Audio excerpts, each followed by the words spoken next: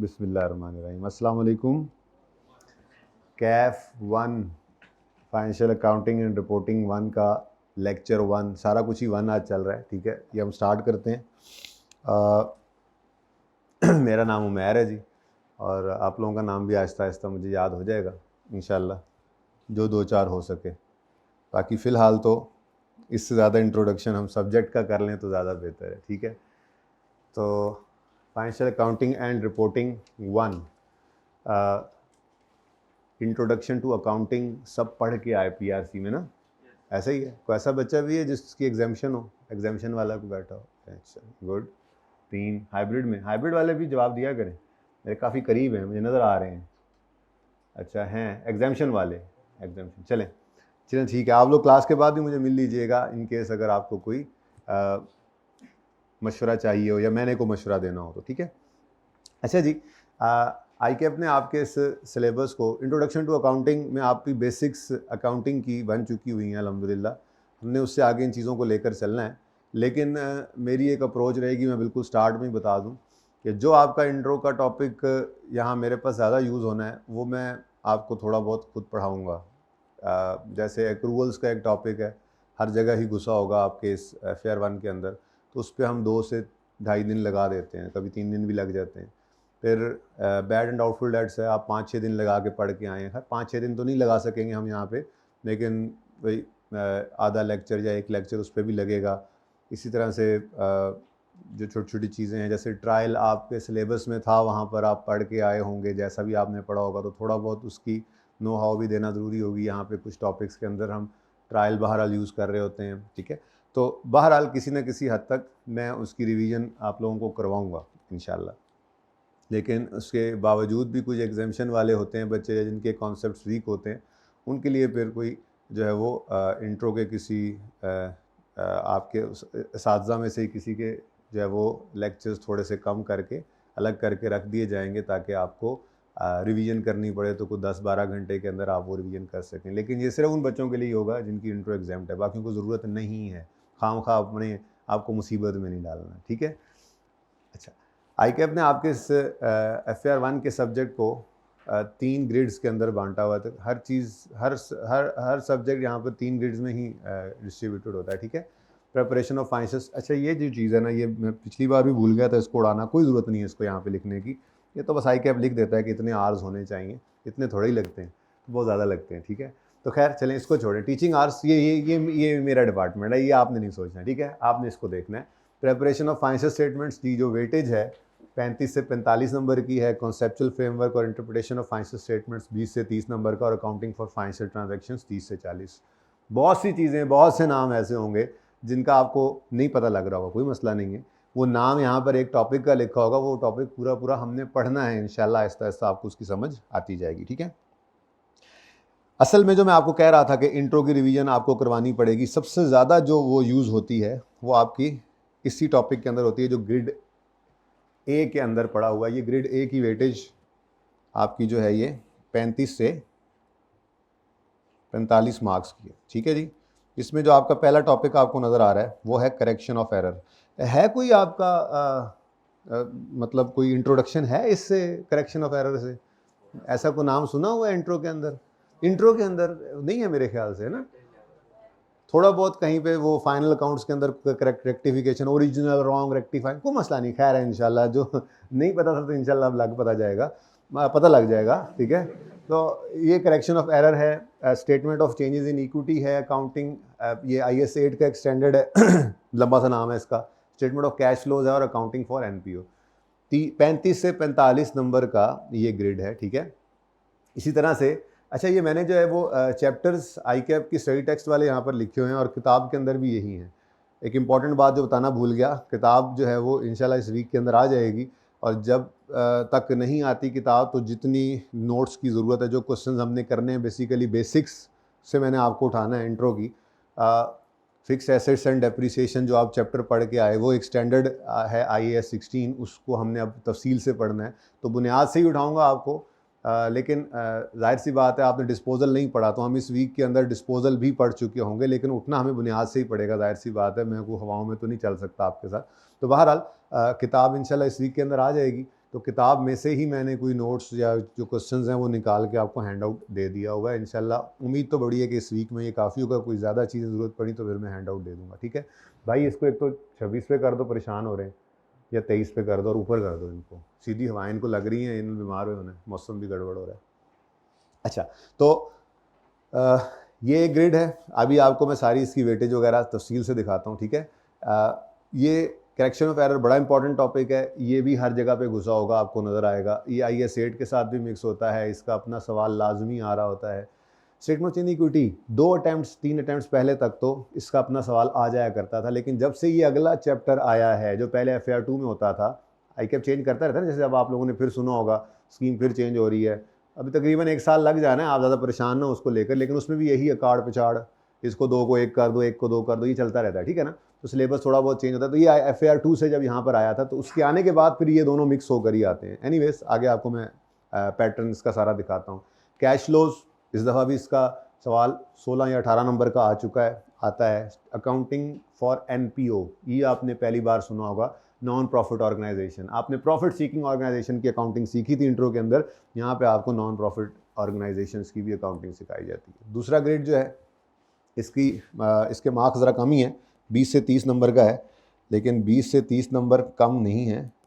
Topics को देखें तो टोटल 3 टॉपिक्स हैं, जिनमें से ये फ्रेमवर्क का जो टॉपिक है इसमें से 5 से 7 नंबर का सवाल ज़्यादातर MCQs पूछता है, लेकिन 2 से 3 बार इंक्लूडिंग दिस अटैम्प्ट 2 से 3 बार वो थ्योरेटिकल टाइप क्वेश्चन भी इसमें से इसने बना दिया है। जैसे कि एक बार इसने कह दिया था कि ट्रू फॉल्स बताओ, ट्रू है या फॉल्स है फ्रेमवर्क में से, फिर कभी को फिल इन द ब्लैंक्स दे देता है। वैसे MCQs में फेवरेट है इसका, लेकिन बहरहाल इस दफ़ा भी इसने कुछ सिचुएशन देकर कहा बताओ, डिस्कस करो, ये होना चाहिए नहीं होना चाहिए। तो 5 से 7 नंबर इसमें से पूछ लेता है, ठीक है। EPS और इंटरप्रिटेशन ऑफ फाइनेंशियल स्टेटमेंट, जिसको रेशियोज कहते हैं और FAM के अंदर, ये सारी चीज़ें हमने इंशाल्लाह पढ़नी है तफसील से। तो बेसिकली ये 2 टॉपिक्स हैं, मतलब ये 3 छोटा सा ग्रेड है, लेकिन इसके मार्क्स काफ़ी हैं। इस दफ़ा EPS इसने मिस कर दिया और यहाँ से 18 नंबर का सवाल दे दिया। 18 नंबर का यहाँ से देकर 5-6 नंबर का यहाँ से सवाल दिया हुआ था, तो अपनी ग्रेड को पूरा कर लिया, ठीक है। तो बहरहाल छोड़ने वाली चीज़ कोई नहीं होती है, मैं आपको बता दूँ, चॉइस वाला चक्कर कोई नहीं है, ये मेरे ज़िम्मे है, ठीक है ना। और वो क्या होगा कि जिस चीज़ की इंपॉर्टेंस ज़्यादा होगी उस पर मेरा स्ट्रेस ज़्यादा होगा, गैर महसूस तरीके से। आपने जो छोड़ना है वो इंशाअल्लाह ज़रूर आना है, बिल्कुल कोई गुंजाइश नहीं है, बिल्कुल। जब सब पढ़ाया जाए तो सब पढ़ के जाना भी चाहिए, ठीक है ना। तो ये बहरहाल जैसे अब EPS इस दफ़ा नहीं आया तो अब ये अब हॉट फेवरेट हो गया। अब हम जब कर रहे होंगे इसको तो इसके ऊपर पिटाई ज़्यादा चल रही होगी, मेरी प्रैक्टिस ज़्यादा चल रही होगी, ठीक है ना। आपने ये नहीं सोचना कि ये आएगा ये नहीं आएगा। मैं आपको ट्रेंड दिखाता हूँ, जहाँ पर ICAP देखता है ना बच्चे को लग रहा है कि यहाँ पर ये नहीं आता, ये तो इंपॉर्टेंट नहीं है, वो 2-3-4 अटेम्प्ट बाद एक दफ़ा धमाका होता है और फिर बच्चा उस सवाल को देख के बाकी जो आता होता है वो भी भूल जाता है। तो ऐसा कुछ भी नहीं करना आपने, ठीक है ना। तीसरा ग्रेड है जी ये 5 टॉपिक्स का जो ये पंजा है, ये IAS 16 जहाँ से हम बात शुरू करेंगे, ये चैप्टर 3 प्रॉपर्टी प्लांट इक्विपमेंट, जो आपका फिक्स एसेट एंड डेप्रिसिएशन था, उसी को हम आगे लेकर चलेंगे, क्योंकि आपने बिल्कुल बुनियादी पढ़ा था। साथ हो जाया करें, जल्दी से हो जाया करें। तो आपने सिर्फ ये देखा था कि फिक्स एसेट की एडिशन की एंट्री क्या होती है, उसकी डेप्रिसिएशन कैसी होती है, मेरे ख्याल में इससे ज़्यादा कुछ नहीं था। यहाँ पे हम डिस्पोजल करेंगे, एक्सचेंज करेंगे, फिर सबसे इंपॉर्टेंट रीवैल्यूएशन करेंगे, फिर इसका डिस्क्लोजर बनाना सीखेंगे, नोट्स की तरफ जाएंगे, सारा कुछ हमने। तो स्टार्ट हमारा आज हो जाएगा इंशाल्लाह। हमारा इंट्रोडक्शन यही होता है कि हम पढ़ना शुरू कर देते हैं, हम इंट्रोडक्शन सब्जेक्ट का ले रहे होते हैं, ठीक है। तो इससे हम स्टार्ट करेंगे। उसके अलावा ये गवर्नमेंट ग्रांट्स का है, बोरिंग कॉस्ट का, इन्वेस्टमेंट प्रॉपर्टी और इम्पेयरमेंट ऑफ एसेट का स्टैंडर्ड है। इसकी वेटेज भी अच्छी है, इसकी वेटेज है 30 से 40 मार्क्स की। और ये लिख लें, वे ऊपर लिखी हुई ज़रूरत तो नहीं है, ठीक है, आपके पास हैंड आउट मौजूद है। अब इसमें से इसका सवाल भी इस दफ़ा आया है, इसका सवाल भी इस दफ़ा आया है, और इसका सवाल भी इस दफ़ा आया है, और इसको MCQs में पूछ गया, इसको भी MCQs में पूछ गया, ये ठीक है। तो बहरहाल मिक्स भी कर दिया करता है ये इन टॉपिक्स को। तो ये जो चीज़ आप छोड़ेंगे वो इस तरह से आप देखें, मैंने आपके लिए एनालिसिस बनाया है, वो तो लाजमी आती। कोई चीज़ ICAP छोड़ता नहीं है, इंश्योर करता है कि हर चीज़ टेस्ट हो रही है, ठीक है। लेकिन आप कोई चीज़ छोड़ देंगे तो उसमें रिस्क भी होता है कि अगर उसमें से बड़ा सवाल उन्होंने बना दिया तो फिर आप उसको देखते ही आपके तोते, मैना, चिड़ियाँ सब कुछ उड़ जाते हैं, ठीक है। और जो आता होता है वो भी आपको भूल जाता है। 10 नंबर का, अच्छा इंपॉर्टेंट बात, 9 क्वेश्चंस इसमें आते हैं आपके। अल्लाह करे मेरा ये पेन चल गया हो, नहीं चल रहा, चलो कोई बात नहीं। 9 सवाल आपके पेपर में 9 क्वेश्चंस टोटल आते हैं। कितने क्वेश्चंस जी? ये 9 क्वेश्चंस में से आपके 6 सवाल जो हैं वो शॉर्ट होते हैं, एमसीक्यूज की दुनिया से निकल आए आप। इंट्रो में आप क्या करते थे? अकड़ बकड़ करके ये पढ़ते भी थे। एमसीक्यूज में हो जाता है अकड़ बकड़ करके पास पेपर, कोई तो सही हो ही जाते होंगे हैं, ये ए बी, अब अगले में डी कर देते हैं, फिर सी, ऐसा कुछ है, ऐसा करते थे। 60% पेपर ऐसे हो जाता है। एक भाई बोल रहे हैं, कौन बोल रहा है 60% हो जाता है? सेकेंड अटेम्प्ट थे। अच्छा अच्छा अच्छा। 9 क्वेश्चन होते हैं जी इसके अंदर, जिसमें से शॉर्ट क्वेश्चन जो हैं वो 6 शॉर्ट क्वेश्चन होते हैं आपके, ठीक है जी। और ये मैक्सिमम अप टू 10 मार्क्स एक क्वेश्चन के होते हैं, मैक्सिमम अप टू 10 मार्क्स। कुछ टॉपिक्स ऐसे हैं जिनमें से सवाल बनते ही शॉर्ट हैं, लॉन्ग क्वेश्चन नहीं बन सकते। बहरहाल वो with the passage of time, हम कोई पेपर को एंड पे जाकर नहीं डिस्कस करते कि पेपर किस तरह से अटेम्प्ट करना है, बल्कि हम डे 1 से पेपर ही डिस्कस कर रहे होते हैं। जो काम करेंगे उसको पेपर के ऊपर फोकस करके करेंगे, पेपर में इसको कैसे देखना है, क्या करना है, क्या नहीं करना, ये हमारी रोज़ की बात ही होगी। बहरहाल तो चलते चलते आपको इंशाल्लाह नज़र आ जाएगा, ठीक है, शॉर्ट क्वेश्चंस जो हैं वो कौन कौन से टॉपिक्स में से बन जाया करते हैं। बाकी 3 लॉन्ग क्वेश्चंस होंगे, ठीक है जी। और ये मैक्सिमम अप टू 20 मार्क्स, ये मैंने मैक्सिमम लिखा है, ठीक है जी। ज़रा पेन अभी मेरा सही काम नहीं कर रहा, माजरत, समझ आ रही है ना, गुजारा हो रहा है। चलें, मैक्सिमम अप टू 20 मार्क्स। इसमें से वो ये है ना कि अगर ये 3 सवाल देने हैं तो कोई एक जो है वो 12 नंबर का, दूसरा 16 नंबर का, इस तरह से करके ये सवाल हो जाते हैं। बहरहाल 9 सवाल आपके आते हैं, ठीक है। ये इन शॉर्ट क्वेश्चंस के अंदर एक जो है वो MCQs का क्वेश्चन होता है। आपके लिए अच्छी खबर ये है। अच्छा, कौन कौन बच्चा FAR 1 की क्लास में बैठा है वो CMA भी पढ़ रहा है? CMA भी पढ़ेगा, उसमें MCQ एक नंबर का भी नहीं होता, ठीक है ना, टेंशन, उसमें आपकी टेंशन ज़्यादा होगी। चले खैर, MCQs जो हैं वो उनका एक सवाल FAR 1 के अंदर होता है 10 नंबर का, ठीक है, शॉर्ट क्वेश्चंस के अंदर होगा, और इसी के अंदर मैक्सिमम अप टू 10 मार्क्स, और 1 क्वेश्चन जो है वो, एक क्वेश्चन जो है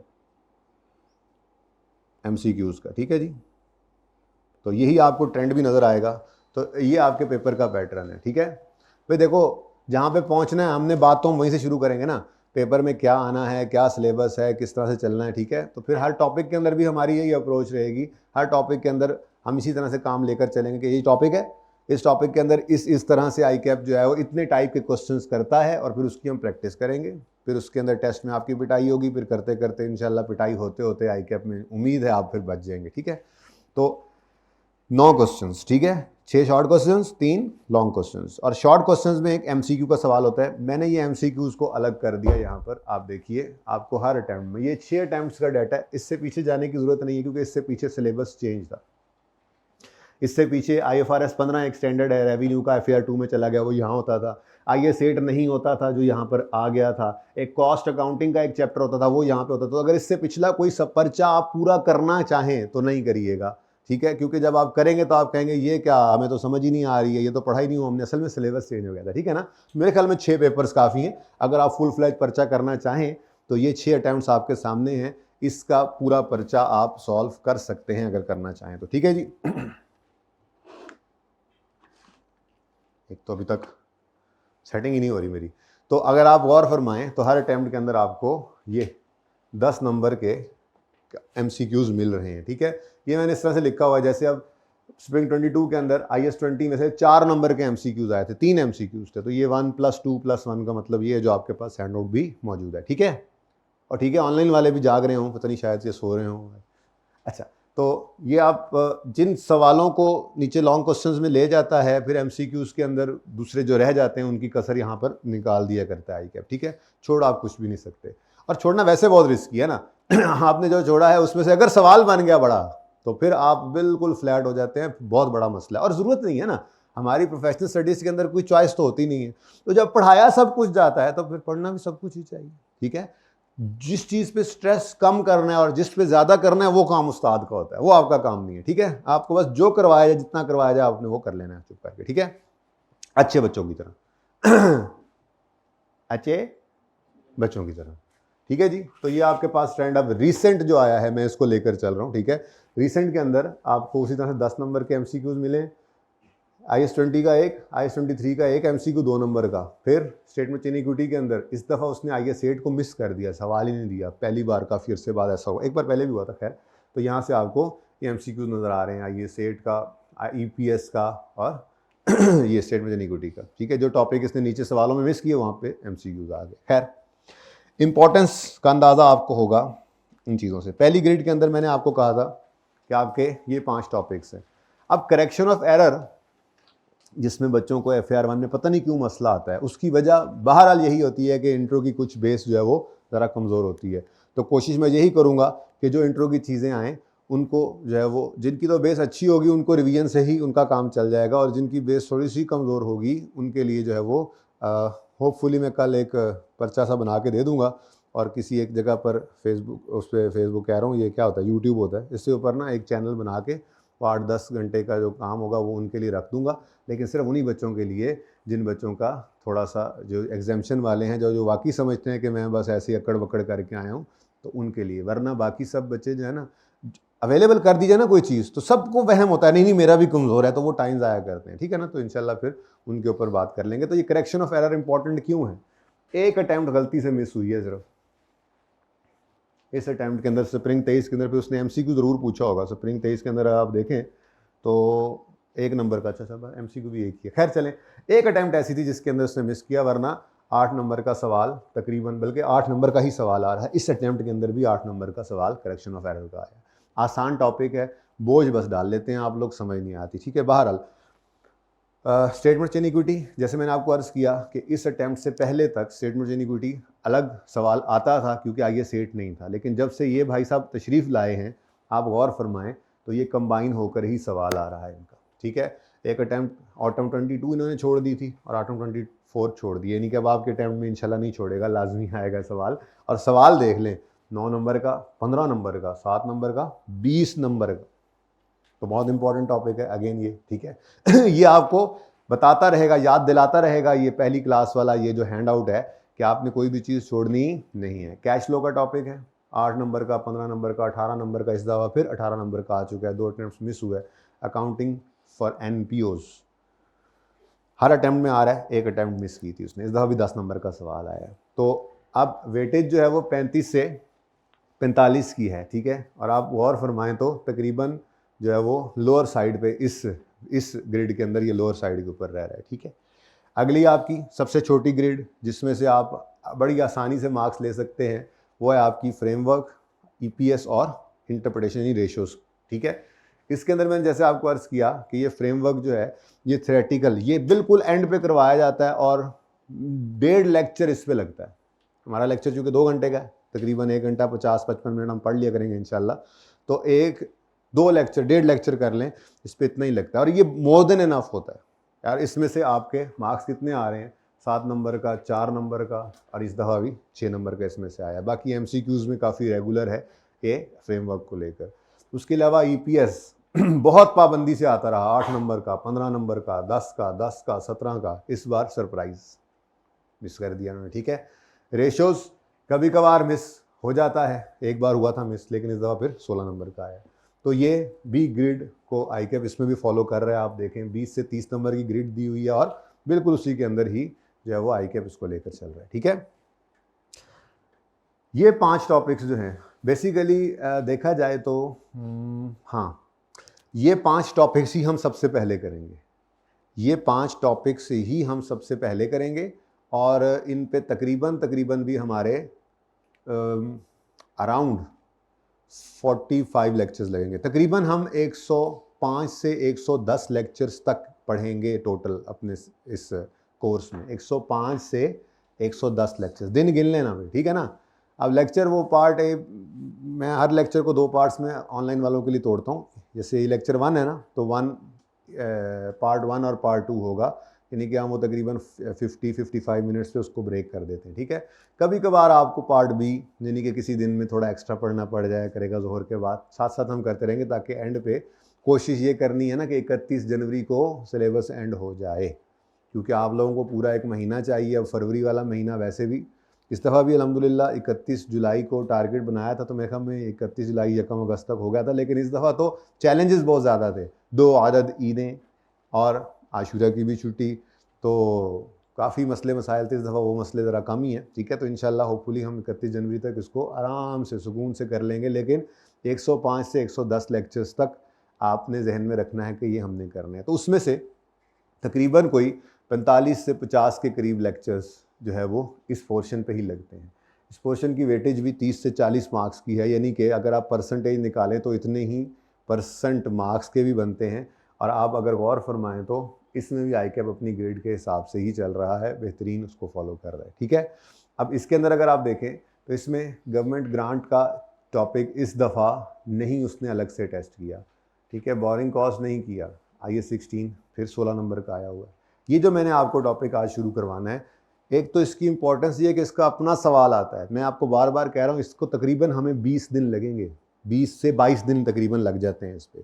फिर भी ये जान नहीं छोड़ता, आगे भी चलता रहता है, लेकिन ये 20 से 22 दिन में पहले 2 से आज का दिन आपका चलेगा, अभी इंट्रो चल रही है, कल का दिन इंट्रो से आहिस्ता आहिस्ता उठना शुरू करेंगे और परसों हम डिस्पोजल करके फारिग हुए होंगे स्ट्रेट लाइन का, फिर हम रिड्यूसिंग बैलेंस कर रहे होंगे। तो ये छोटी छोटी बुनियादी चीज़ें हैं जिनसे ये बड़े सवाल बनते हैं। वो नहीं मजबूत होंगी तो अगला काम कुछ भी नहीं है, नोट बनाना कुछ भी नहीं है। अगर आपका जो है वो कॉन्सेप्ट आपका IAS 16 तैयार है तो नोट तो बस आपने उसको फॉर्मेट बनाकर उसके अंदर डालना होता है, ठीक है।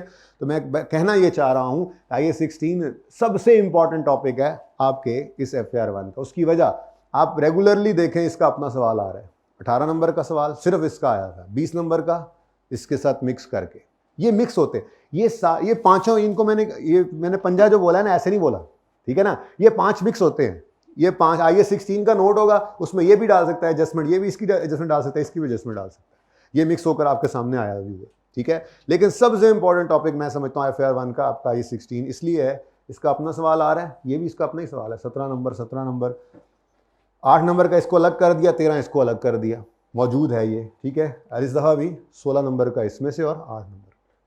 लेकिन ज़्यादा इंपॉर्टेंट बात यह है, मैं बच्चों को अक्सर समझाता होता हूँ मिसाल देने के लिए, कि IAS 16 जो है ना, ये आलू है, पाकिस्तानी कल्चर के अंदर रहते हो, ये क्या है जो हर सब्ज़ी में डाल जाता है। इसने खुद भी आना है, इसका अपना सवाल भी है। उसके बाद मैं आपको क्या बताऊँ, यहाँ पर भी इसकी एडजस्टमेंट होगी, इस टॉपिक में भी इसकी एडजस्टमेंट होती है, इसमें भी इसकी एडजस्टमेंट होती है, इसमें भी इसके बगैर नहीं हम चल सकते। IAS 16 की बात कर रहा हूँ, ठीक है। और यहाँ पर भी ये आपको हेल्प करता है। चलो EPS में सिर्फ माफ़ी मिलती है, ठीक है, और ये तो वैसे ही 5 इकट्ठे हैं। तो आप खुद बताएं, IAS 16 को कोई कम इंपॉर्टेंस दी जा सकती है, ठीक है। तो आपको ये 20 से सबसे ज़्यादा टाइम भी इसी में लग रहा है, ये 22 दिन अगर इसमें लग रहे हैं तो और किसी टॉपिक पे इतने नहीं लगने। लेकिन आपने इसको जहन में रखना है कि ये नज़र आने में सिर्फ 15 से 20 नंबर का टेस्ट हो रहा है, लेकिन प्रैक्टिकली स्पीकिंग ये 30 नंबर से भी ऊपर चला जाता है एडजस्टमेंट्स को मिलाने के बाद। तो अगर आपका IAS 16 मजबूत नहीं होगा तो आप हर जगह परेशान होंगे। तो हम एक ही दफ़ा परेशान हो लेंगे, IAS 16 पर जोर लगा लेंगे इंशाल्लाह। उसके बाद फिर जहाँ जहाँ इसकी एडजस्टमेंट आएगी तो वो टॉपिक सीखेंगे, इसकी एडजस्टमेंट में परेशानी इंशाल्लाह नहीं होगी, ठीक है। Got it? ओके, अच्छा जी बस मुक गया काम, बस इतनी सी बात थी। अब क्या करें फिर? तो पढ़ाई शुरू करनी पड़ेगी, क्या ख्याल है? शुरू करें पढ़ाई? कितना मैसेज आ गया सर, आप मोबाइल यूज़ करते हैं क्लास में?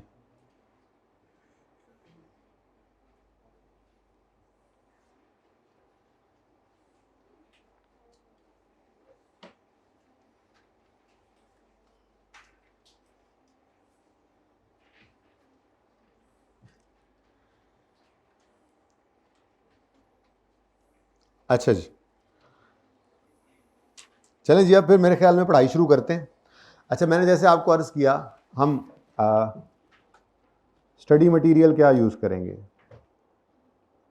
देखें जी, ICAP की किताब को मैंने तो बड़ी तफसील से पढ़ के उसमें जो कुछ भी था उसको किताब के अंदर लिख दिया है। उम्मीद यही की जा सकती है कोई चीज़ उसमें मिस नहीं है। फिर भी आप अपने तौर पे ICAP की स्टडी टेक्स्ट को ऑडिट पर्पज़ के लिए यूज़ कर सकते हैं। ऑडिट पर्पज़ के लिए मतलब ऑडिट के पर्चे के लिए नहीं, ऑडिट पर्पज़ के लिए। जब IAS 16 में पढ़ा लूँ, आपको मुकम्मल हो जाए मेरी तरफ से, जी ये टॉपिक मुकम्मल है, तो आप बस डाउनलोड करके उसको सॉफ्ट कॉपी की फॉर्म में रख लें और उसको एक नज़र देख लें, आपकी अपनी तसल्ली है। और मेरी भी तसल्ली है, आप बताएंगे जी फ़लाँ चीज़ उसमें ऐसी लिखी हुई थी हमसे मिस हो गई, क्योंकि इंसान हूँ ना मैं भी, जैसे आप इंसान हैं, तो कोई चीज़ बतकाज़ा बशरियत रह जाती है तो आपके पढ़ने से वो भी फ़ायदा हो जाता है। बाकी मैं फिर सेशन एंड पे बैठ के तो पढ़ता ही हूँ, कोई चीज़ रह तो नहीं गई। खैर एनीवेज़, आप ऑडिट पर्पज़ के लिए स्टडी टेस्ट को यूज़ कर लीजिएगा। फ़िलहाल तो स्टडी मटीरियल हमारे पास जो है वो स्टडी टेक्स्ट ही होगी हमारी, ठीक है जी। और इसका वॉल्यूम 1 होपफुली इस हफ्ते में अवेलेबल हो जाएगा।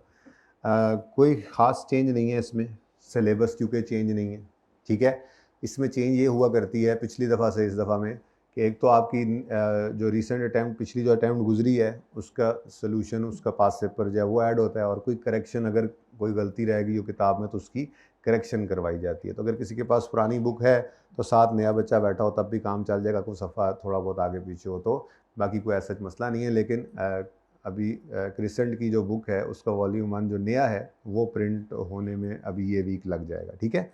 तो हम इसी को ही यूज़ करेंगे। तो वॉल्यूम 1 में से ही आपको मैंने ये कुछ एक्सट्रैक्ट्स निकाल कर दे दिए, ठीक है। ये थेरी आपकी लंबी चौड़ी थेरी है, ये सबसे लंबा चैप्टर है, मैंने जैसे आपको अर्ज़ किया, लेकिन कुछ चीज़ें जो यहाँ से मैंने पढ़ानी होंगी, जो मैं आपको कहूँगा आप पढ़ लें या मैं आपको रीड करवाऊँगा, वो मैंने 2 सफ़ों के ऊपर लिख दिए थोड़ी थेरी।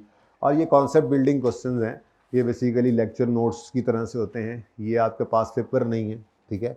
लेकिन ये वो छोटे छोटे सवाल हैं जिनसे हमने बुनियाद बनाकर चलना है। इन सवालों से ही हम कॉन्सेप्ट्स अपने बना लेंगे, उसके बाद फिर बड़ा बड़ा सवाल जो होता है आई कैप का, पास पेपर का, वो इन्हीं में से ही हो रहे होते हैं, ठीक है। सही है, अच्छा चलिए। अच्छा जी, अब बाज़ाब्ता तौर पे पढ़ाई शुरू कर दें, क्या ख्याल है फिर? ठीक है, हो गया इंट्रोडक्शन, फिर समझ आ गई है? फिर मेरा नाम उमैर है, इंट्रोडक्शन हो गई ना। असल इंट्रोडक्शन किसका करना था हमने, तो थोड़ा सा आइडिया हुआ है आपका कि आपने करना क्या है, पढ़ना क्या है और क्या नहीं करना, ठीक है। हाँ, कुछ चैलेंजेस भी हैं यहाँ पर, मैं ये भी अर्ज़ करता चलूँ। एक तो भाई सीधी सी बात है, आपका ये बहुत ही लेंथी सिलेबस है।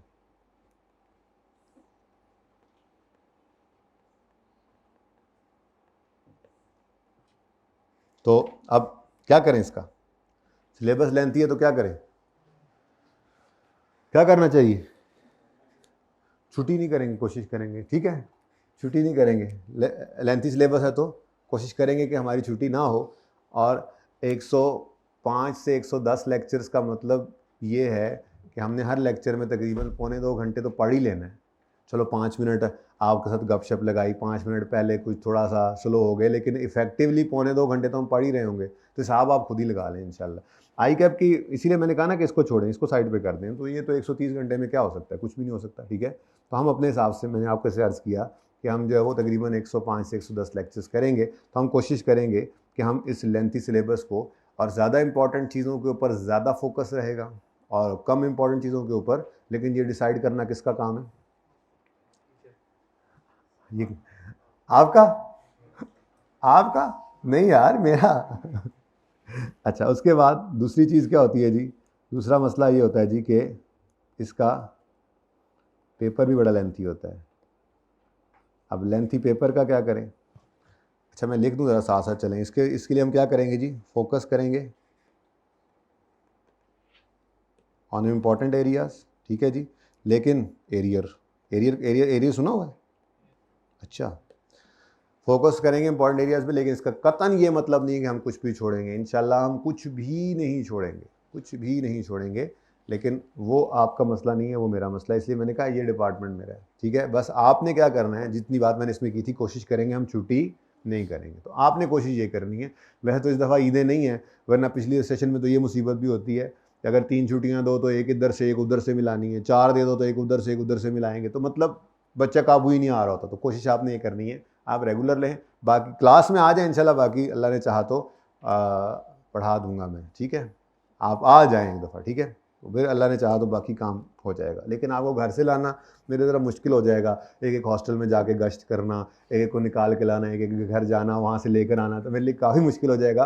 पढ़ाई फिर मैं जो वो नहीं करा सकूँगा, ठीक है। तो कोशिश करके आ जाना, ठीक है। हाँ, बीमार है, तबीयत ख़राब है, बेशक कोई नहीं, टेक लगा के बैठ जाना, चौंकड़ी मार के बैठ जाना, मुझे कोई मसला नहीं है इससे, ठीक है। पर मेरी क्लास में आते रहना, बाकी इंशाल्लाह कर लेंगे, पढ़ा मैं लूँगा इंशाल्लाह, ठीक है। पेपर लेंथी है तो इसका क्या करें जी, पेपर लेंथी का क्या करें जी, लेंथी पेपर कैसे टैकल करें, को मशवरा दें मुझे। पेपर लेंथी होता है तो क्या करें, प्रैक्टिस, सिर्फ प्रैक्टिस करी जाए। घर पे प्रैक्टिस हो रही है जनाब, मैंने होमवर्क दिया एक सवाल, ठीक है, अब वो प्रैक्टिस हो रही है जी, वो सवाल जो है वो ऐसे करके जैसे मैं पढ़ा करता था, मैं कभी लाइब्रेरी में नहीं पढ़ सका था, मैं घर पे ही पढ़ता था, ठीक है।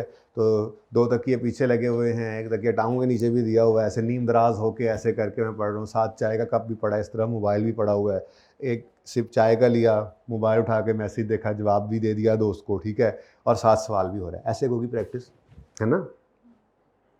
ऐसे प्रैक्टिस होगी तो फिर पर्चे के अंदर वही वाला मसला होगा जो जम्मे गफ़ीर को होता है। जम्मे गफ़ीर समझते हैं? अच्छा, उर्दू आती है आपको?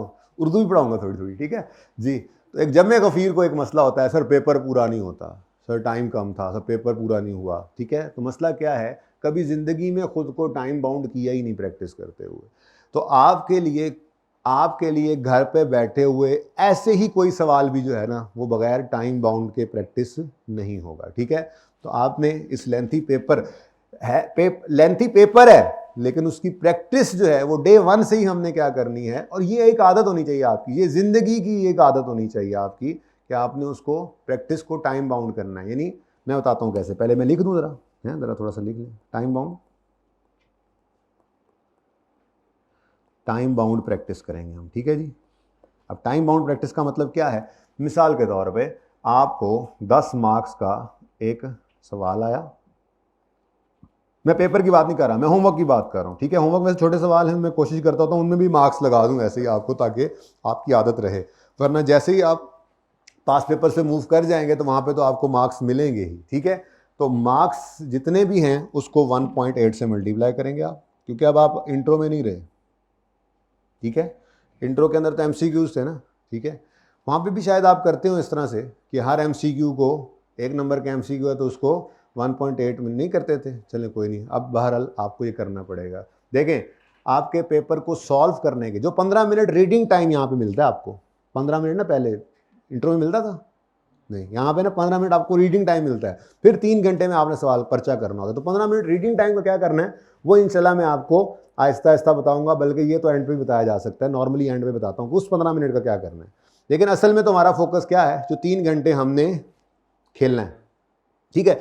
उस 3 घंटे का मतलब क्या है, 1 घंटे में 60 मिनट, तो 3 घंटे में 100, तुसी ओ बोलो, ओ गुंगो महल में दाखिल करा देना, वहाँ पे है गुलबर्ग में गुंगो बैरों का स्कूल, बोलो तो सही यार, क्या हो गया, मतलब पता नहीं कहाँ से आए हैं आप लोग हैं। रोज़ा तो नहीं रखा हुआ, पिछला सेशन शुरू हुआ था तो पहला दिन ही रोज़े, मतलब पहली क्लास ही रोज़े में थी, ठीक है, ऐसा तो कुछ नहीं है, नफली रोज़ा रखा हो किसी ने। अच्छा चले, सर हमारा अल्लाह के साथ मामला है, ठीक है जी। 180 मिनट और 100 नंबर, तो 180 को डिवाइड करो 100 से, थोड़ी बहुत मैथमेटिक्स तो क्यों पढ़ के आए हैं ना, ठीक है।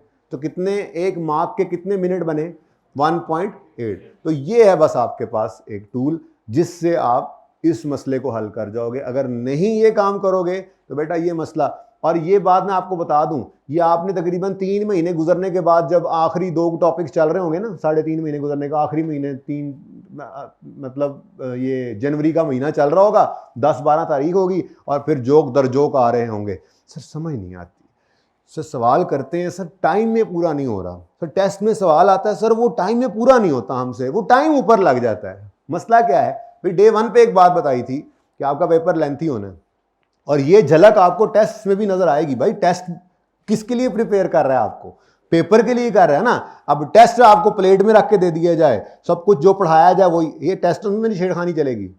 मैंने टेस्ट के अंदर भी ये काम रखना है कि जो पढ़ाना है उससे कभी कभी 1-2 चीजें आगे की पूछ लेनी है, ऐसे ही कि देखें बच्चा क्या करता है, दिमाग को इस्तेमाल करता है नहीं करता उस वक्त। सबसे इंपॉर्टेंट बात इसके बाद बताऊंगा, ठीक है। अच्छा फिलहाल इसके ऊपर ये सबसे इंपॉर्टेंट बात है ना, तुम्हें मुझे याद करना, मुझे भूल जाती है, कैरी फॉरवर्ड, बस ये बोल देना, ठीक है। अच्छा सबसे इंपॉर्टेंट बात इसके बाद बताऊंगा, फिलहाल ये उससे थोड़ी सी कम इंपॉर्टेंट है लेकिन है बहुत इंपॉर्टेंट। वो क्या है कि इस लेंथी पेपर को टैकल करना है तो ये आज से ही डिसाइड करना पड़ेगा, ठीक है, कि आपने इसको किस तरह से लेके चलना है। डे 1 से ये आदत डालोगे, आहिस्ता आहिस्ता करके आपका ये होगा। अच्छा फिर भी इस तरह नहीं, आपको अगर 10 नंबर का सवाल करने के लिए 18 मिनट बनते हैं ना, तो तब भी आपके 20 मिनट लग रहे होंगे आपको इतनी प्रैक्टिस करने के बावजूद भी। यहाँ पर फिर कहीं ना कहीं से कोई 1-2 मिनट बचेंगे, किसी में 2-4 मिनट ज़्यादा लगेंगे, किसी में 10 मिनट ज़्यादा लगेंगे, तो किसी में 10 मिनट बच रहे होंगे। तब कहीं जाके आप 90-95 पे पहुंचोगे। शाज़ो नादरी 100 नंबर का पर्चा जो है वो पूरा का पूरा हल होता है, लेकिन 90+ पे चले जाएं तो आप बहुत बहुत बहुत सेव हो जाते हैं। इतनी इंपॉर्टेंट बातें हमने कर ली और तुम अब आ रहे हो। ये जो अभी हमने बात की, अब क्या करोगे इसका? ये क्या लिखा हुआ है? ये कि इक्वेशन हमने लिखी है आज, ये फॉर्मूला है। ये मैंने पहला कौन से बैठ बैठ बैठ बैठ बैठ के परेशान हो ना, खड़े होकर परेशान हो, बिल्कुल बैठ। ये वो इक्वेशन है जिसके ऊपर अब सारा FAR 1 बच्चों को समझ आना है। आप लेटोगे, है ना? इंपॉर्टेंट है कि नहीं है? ओ बोलो। तो ये बेटा आपका, मैं बस कुछ नहीं कहा यार, टेंशन ना लो। मैं ये कह रहा हूँ कि पेपर बहुत लेंथी होता है, तो आपने जो प्रैक्टिस है ना वो इस तरह से करनी है, टाइम बाउंड करके, ठीक है? इसके बगैर बेटा कोई हल नहीं है, इसका इसके बगैर कोई हल नहीं है, और इसका इसके बगैर कोई हल नहीं है। डे 1 से कोई होमवर्क का सवाल, कोई टेस्ट का सवाल कभी भी आपने इसके बगैर नहीं करना। और अगर आपने ऐसा ना किया तो फिर आखिरी महीने में मेरे पास नहीं आना। मैंने जो है ना सोटी रखनी है एक अपने पास, ठीक है, और उसको दिखाना है बस, ठीक है? कहना कुछ नहीं है, लेकिन आना मत फिर, ठीक है ना? ये काम करना है, करोगे ना इंशाल्लाह, ठीक है? अच्छा, इसके बाद क्या बात होनी चाहिए थी? बहुत इंपॉर्टेंट बात अभी भी रहती है, ठीक है? तो खैर चलें, वही कर लेते हैं बात। एक बड़ी ही अहम बात मैं आपको आज पहले दिन बता रहा हूँ, और ये मैं बार बार बताता रहूँगा आपको। आप तंग आ जाएंगे, मैं इतना बताऊँगा ये बात आपको। और वो ये है कि 2 बातें हैं बेसिकली, एक तो है नहीं, 2 बातें हैं। पहली बात ये है कि आपकी अकाउंटिंग के पर्चे में नेगेटिव मार्किंग नहीं है। नेगेटिव मार्किंग मतलब क्या होता है पता है? नेगेटिव मार्किंग मतलब क्या होता है पता है? कोई चीज़ गलत लिख दें तो 0 नहीं -1 कर दें, ऐसा कुछ नहीं है, ऐसा कुछ नहीं है। और इससे ज़्यादा इंपॉर्टेंट बात यह है कि आपके अकाउंटिंग के पर्चे में, दिलों को थाम लें, अकाउंटिंग के पर्चे में, हाइब्रिड वाले भी दिलों को थाम लें, थामे जरा दिलों को, हाँ थाम लिया भाई ने, हाँ दो, वो इस तरफ नहीं होता दिल, सॉरी इस तरफ होता है। अच्छा तो मतलब क्या यार अच्छा तो अच्छा मैं क्या कह रहा था? हाँ, दिलों को थाम लें।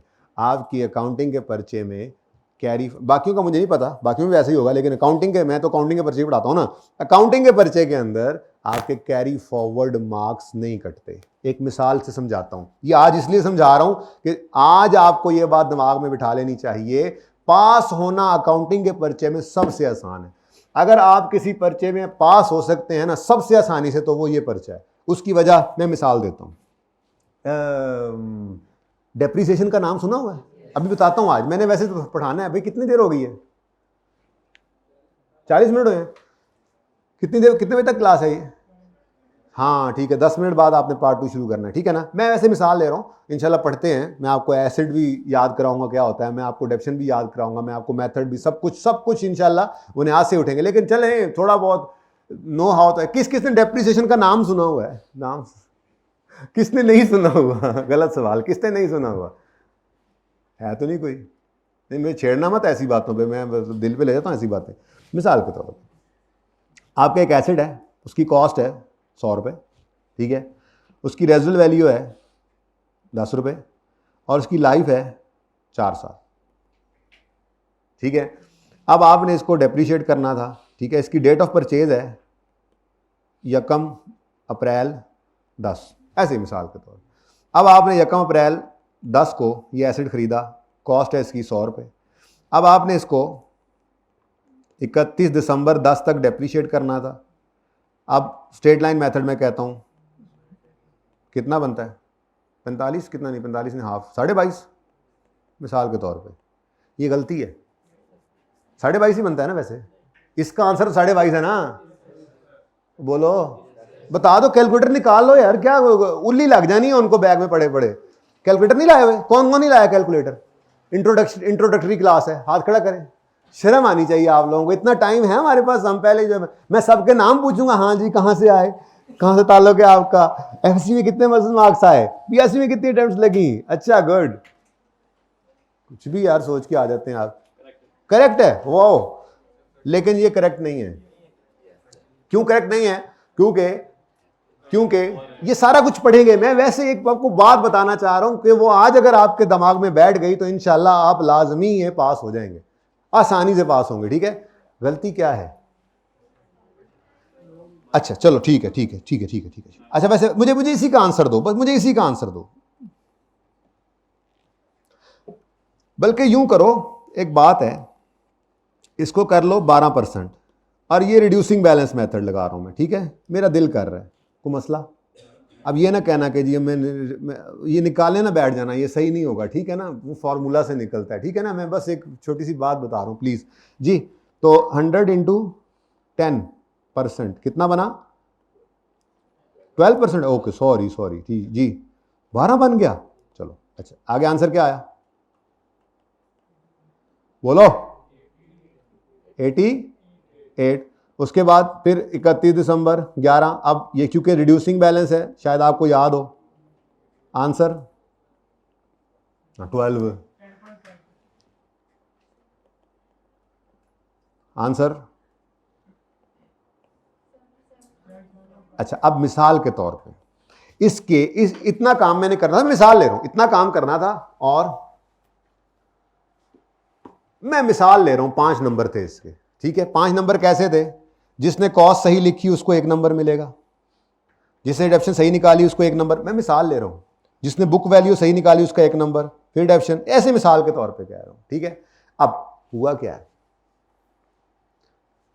ये गलत है, बोलो ये गलत हो गया, इसका नंबर 0 हो गया। अब बच्चे की अंडरस्टैंडिंग क्या है?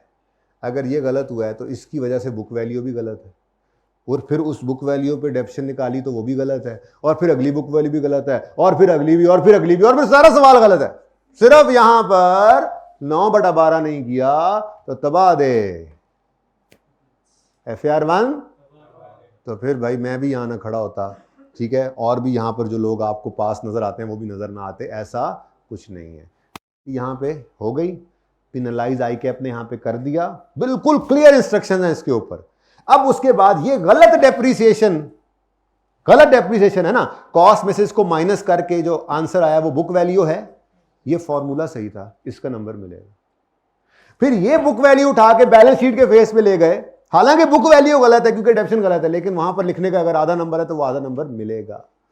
एक बार सिर्फ यहां पे नंबर कटना है, उसके बाद तो खुदा के लिए ये बात आज ही जहन के अंदर बिठा लें, कैरी फॉरवर्ड के सबसे आसान पास करना इसी पर्चे को है। आपको कोई चीज समझ नहीं आ रही ना, वहां पे अज्यूम करके फिगर आगे चले जाएं, अगले सारे नंबर मिलेंगे, सिर्फ उसका नंबर कटे। Got it? ये थी ना इंपॉर्टेंट बात, दिलों को थाम लिया था ना आप लोगों ने, अब छोड़ दें। ठीक है, चलें छोड़ें, किस तरफ चल पड़े हम, ऐसे फजूल बातें। बल्कि ये लिखा है, क्या कहता है ये हमें? ठीक है और सही है तो कैसा है, मजे का है ना ये सब्जेक्ट? अब पता नहीं आपकी थ्योरी के सब्जेक्ट्स के अंदर क्या होता है, पूरी बात वो पढ़ते होंगे और फिर नंबर मिलते होंगे, है ना? यहाँ पे तो बेहतरीन है, एक जगह गलत हो गया कुछ नहीं, आगे सारे नंबर ही नंबर हैं। तो पास कौन होगा? जो रुकेगा नहीं। चलने वाले निकल गए, जो ठहरे जरा कुचल गए। ठीक है, तो चलने वाले ही निकलेंगे यहाँ से। ठीक है, निकल जाएंगे, चलते जाओ करते जाओ, लेकिन उसके लिए ज़रूरी क्या है?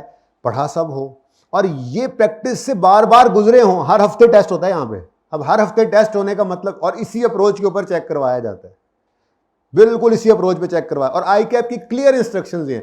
मैं आपको बिल्कुल दावे से ये बात कर रहा हूं कि आई कैप ये चाहता है कि आप पास हों। मैं सही बात कर रहा हूं, मुस्कुराने की जरूरत नहीं है, मैं बिल्कुल दावे से ये बात कर रहा हूं। आई कैप की ये चाहत होती है कि पास हों। बच्चे आते हैं, सर 48 मार्क्स आ गए। मैं कहता हूं बेटा 44 से 48 पे लाएं, आपको 50 से 48 पे लेकर नहीं गए। 48.5 हो जाए तो वैसे ही पास कर देते हैं। और जो भी पेपर्स 45 से ऊपर जाते हैं और 50 से नीचे होते हैं तो वो बैठ के उनको देखते हैं 40 से ऊपर वाले पर्चों को, किसी तरह से इनका नंबर जिनके बढ़ जाए। आप लोगों को ये समझ नहीं आ रही। तो कौन पास होगा? जो हर हफ्ते इस प्रैक्टिस से गुजरेगा। ठीक है, हर हफ्ते टेस्ट देंगे। अब टेस्ट टफ बनाऊंगा मैं, जाहिर सी बात है, आदत डालनी है आपको। ठीक है, अब वो टफ होगा तो आपने देखना है क्या करे, बस छोड़ दे, ओहो बस छोड़ दिया, वो फेल है। और जिसने कहा नहीं ठीक है जो मुझे समझ में आ रहा है वो मैं करूंगा, उसने वो काम किया, उसको उसके मार्क्स मिले, वो पास होगा, वहीं से कॉन्फिडेंस आएगा। आईकेप के पेपर में बैठे हुए ये बातें एकदम से नहीं नाजिल हो जानी आपके ऊपर कि जी मैं जो करता जाऊंगा उसके नंबर भी मिलेंगे, मार्क्स इंटू 1.8, ये आपको करना पड़ेगा। हर हफ्ते करेंगे, प्रैक्टिस में भी करेंगे, इंशाल्लाह फिर कॉन्फिडेंस आता जाएगा, आईकेप का पर्चा पास होगा। ठीक है, मैं बार बार कह रहा हूँ सबसे आसान पर्चा यही है पास करने के लिए, लेकिन कुछ समझे तब ना। ठीक है, तो मैंने आपको पहले दिन आज ये बातें कर दी। मैं पता नहीं ज़्यादा जज्बाती हो गया हूँ, मैं इतनी ज़्यादा बातें पहले दिन नहीं करता, लेकिन ये मसला आ रहा है कि पढ़ पढ़ के भी फेल हो रहे होते हैं बच्चे। तो आपने पढ़ पढ़ के फेल नहीं होना, आपने पढ़ के पास होना है। ठीक है, ओके चलें, अच्छा जी,